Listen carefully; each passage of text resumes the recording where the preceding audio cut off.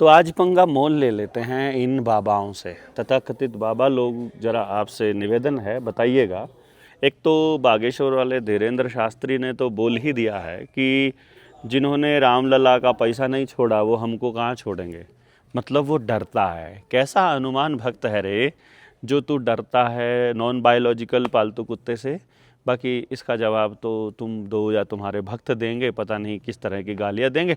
एक और बात होएगी, यहाँ इस कमेंट बॉक्स में आपको जवाब ज़रूर देना है अगर आप किसी बाबा जी के भक्त हैं तो। और आपके वाले बाबा ने इन मुद्दों पर क्या किया है ये ज़रूर बताना। आपके संत ने, आप जिसको भी फॉलो करते हो, चाहे कोई प्रेमानंद को करता है, कोई राधा स्वामी को करता है, कोई राम रहीम को कर रहा है, कोई संत रामपाल। आजकल रामपाल का बड़ा बाज़ार में वीडियोज़ वगैरह खूब आ रही हैं, सोशल मीडिया भी उसको खूब प्रमोट कर रहा है। ख़ास तौर पे भाजपा के पुराने सहयोगी लोग उनके यहाँ खूब हाजिरी लगा रहे हैं। और कभी कोई बाबा चल पड़ता है, कभी कोई बाबा। अभी अभी एक नए सो कॉल्ड बाबा ने अपनी औलाद को मार्केट में उतार दिया है और उसको बहुत सही भी बता रहे हैं। कह रहे हैं क्या दिक्कत है, कथावाचक ही तो बनना है। और कौन लोग हैं जो इनके चक्कर में उलझे पड़े हैं, वो क्या मजबूरी है कि इनकी लोगों की सुननी पड़ रही है, क्या उनको सचमुच कहीं से ज्ञान नहीं मिल रहा है। ये भी एक सवाल है बड़ा जो समाज के सामने खड़ा है। अब जो दूसरा सवाल मैं पूछना चाह रहा हूँ कि सोनम वांगचुक बिल्कुल मौत की दहलीज पर खड़े हैं इस वक्त, और उनकी डिमांड केवल इतनी है कि देश के अंदर एक जवाबदेही तय हो कि भाई सिस्टम से कुछ गलती हुई है, हमारे बच्चों का भविष्य जो है वो अंधकार में है, और उसके प्रति कोई जिम्मेदार व्यक्ति आकर के ये ले कहे कि भाई मैं अपना पद छोड़ता हूँ और कोई नया व्यक्ति, काबिल आदमी इसके ऊपर लगाया जाए। देश के लोगों को पता चले कि उनकी आवाज़ उठाने से कुछ होता है। साथ में 20-30 बच्चे और वहाँ भूख हड़ताल पर बैठे हैं, जिनमें से 3 बच्चों को हॉस्पिटलाइज करना पड़ा था। वहाँ पर भी कोई कुछ नहीं बोल रहा है। तो इन बाबाओं को इस स्थिति का पता है कि नहीं पता है, ज़रा बताइएगा।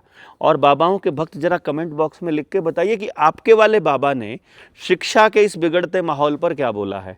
और आपने बहुत से बाबाओं के बड़बोले बोल देखे होंगे, खूब वीडियोस सुनी होंगी, देखी होंगी। एक बाबा जो है वो मतलब एक संत अपने आप को कहने वाला व्यक्ति, अहंकार में चूर, जो कह रहा है कि किसी को कुछ नहीं पता है, सब कुछ उसे ही मालूम है। एक काम करते हैं कि बिना किसी किताब का कोट लिए क्या वो बता सकते हैं, मतलब उनका अपना अनुभव क्या है, उसके हिसाब से वो क्या कहते हैं। क्योंकि किताबों में, शास्त्रों में, पुराणों में, वेदों में, गीता में वो लिखा है उन लोगों ने अपना अनुभव जो उस दौर के थे। आज के दौर में तुम अपने आप को संत कहते हो तो तुम अपना अनुभव भी लिखो, ज़रा बताओ दुनिया को। यदि तुम संत हो तो तुम्हारा अपना अनुभव भी होगा, देश दुनिया को किस नज़र से तुम देखते हो ये भी पता लगेगा। और मेरी ख़ास तौर पर निवेदन है उनके भक्तों से कि भाई एक बार अपने संत रामपाल से ये पूछ लीजिए कि तुम उनको भगवान तो कहते हो, तुम उनको आज कबीर का अवतार तो कहते हो, तो एक बार ज़रा पूछिए कबीर के अवतार को वैक्सीनेशन की सच्चाई का पता था कि नहीं पता था। क्योंकि संत रामपाल को मानने वाले बहुत से लोगों ने वैक्सीन्स लगवाई, अपने परिवारजनों को खोया, हमारे साथ जुड़े। कुछ लोगों ने तो ऐसा भी है कि उनके लोगों ने हमारे साथ मतलब इस लेवल पे भी व्यवहार किया कि हम कुछ और कह रहे थे और वो कुछ और कह रहे थे और अपना अलग ही गेम प्लान चालू कर दिया। तो यदि कोई व्यक्ति उनसे जुड़ करके और ख़ास तौर पे उनका अपने आप को भक्त कह करके हर महीने, हर हफ्ते उनके यहाँ हाज़िरी लगाने का दावा करके भी यदि हमारे साथ चीटिंग कर रहा है, तो क्या ऐसे लोगों को वहाँ से ही शिक्षा दी जाती है? वैसे वहाँ पर रामपाल महाराज थे नहीं, उनके चेले चपाटे, उनके मैनेजमेंट के लोग, उनके कहीं के लोग, धनाना वाले कुछ लोग हमारे पास भी आए थे इस बात की चर्चा लेने कि बाबा जी के यहाँ पर आइए। तो हमने कहा किस लिए आए हम?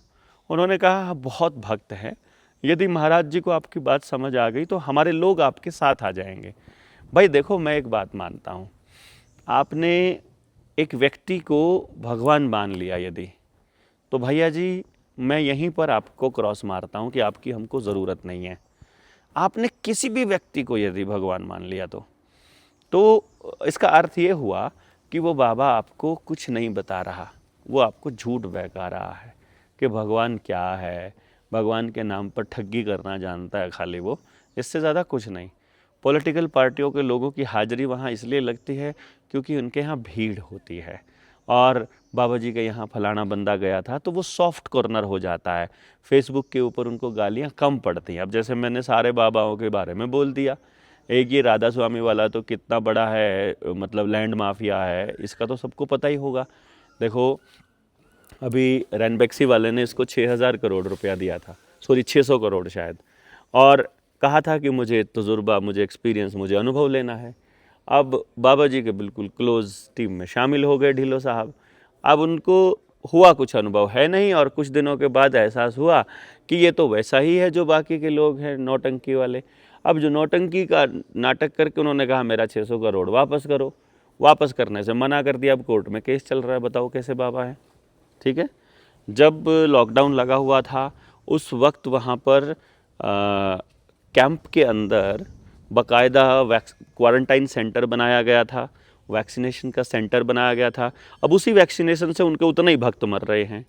आप इसको आगे चले जाइए, वहाँ जो ये ओम शांति वाले हैं, ओम शांति वाले भी यही काम कर रहे हैं।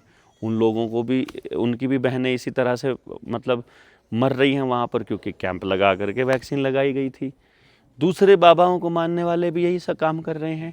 अब मुझे ये समझ में नहीं आ रहा है कि जब भगवान के इतना नज़दीक रहने वाले व्यक्ति को भगवान पर भरोसा नहीं है, और वो इस फार्मा कंपनियों की सच्चाई को जानता नहीं है, या फिर इनके ऊपर यकीन कर रहा है, तो वो कैसा संत होगा, इस पर सवाल उठना लाजमी है। यदि आपको इस पर सवाल नहीं उठता दिखाई दे रहा है तो भाई फिर मैं क्या कह सकता हूँ।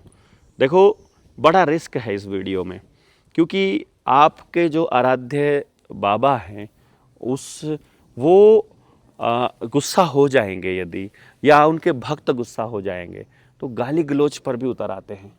आप ही बताइएगा कि क्या उन लोगों को पता था या नहीं पता था। बस मैं ये जानना चाह रहा हूँ, आपके वाले बाबा को पता था या नहीं पता था। क्योंकि कुछ लोगों ने प्रश्न किए हैं और उनके बाबा ने ये कहा कि सरकार जो है उसका ये निर्णय था और उनको कॉम्प्लाई करना पड़ता है। तो फिर भगवान का रोल क्या है?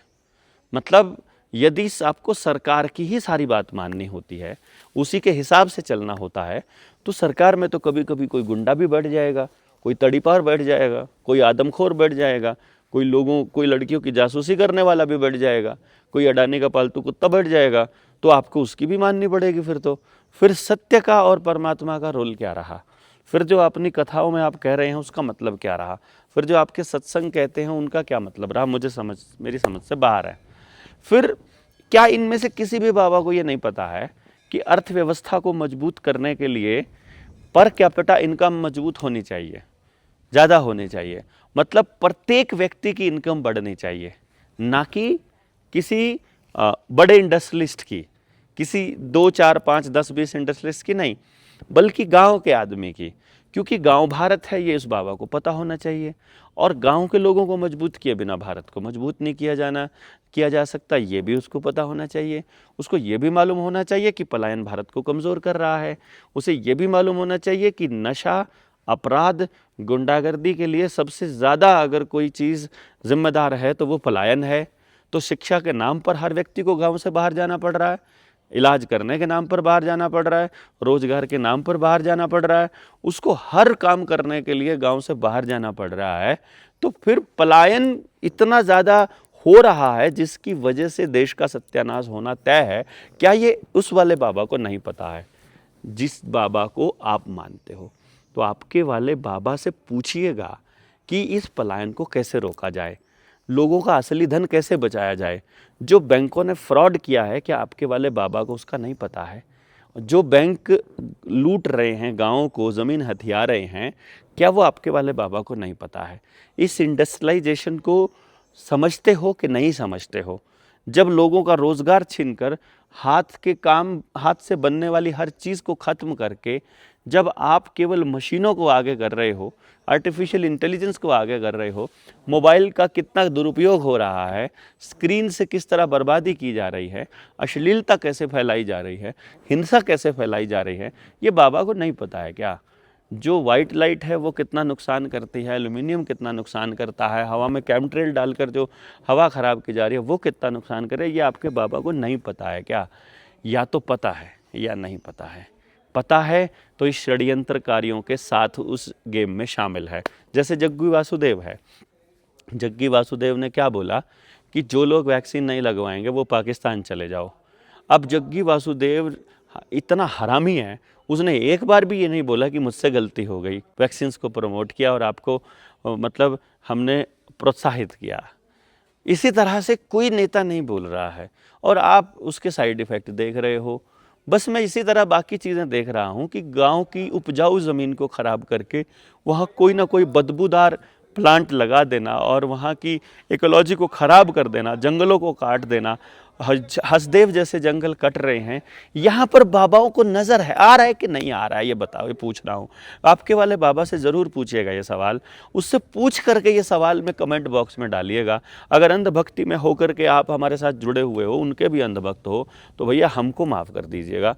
हमारे वाले टीम के अंदर आपका स्वागत नहीं है ऐसे लोगों का जो सवाल नहीं पूछ सकते। हम कम से कम बोल तो रहे हैं, ठीक है, हमसे कुछ करा नहीं जाता क्योंकि अभी देश के लोग इतने जागृत नहीं हुए कि वो खुद खड़े आकर के अपने आप से सवाल खड़े करें और वो डट कर अपने अपने गाँव में अपने आप को मजबूत करें। लेकिन इस दिशा में भी हम लोग मजबूत कर रहे हैं। अपने 30 के 30 STL का नंबर हमने जारी कर दिया है।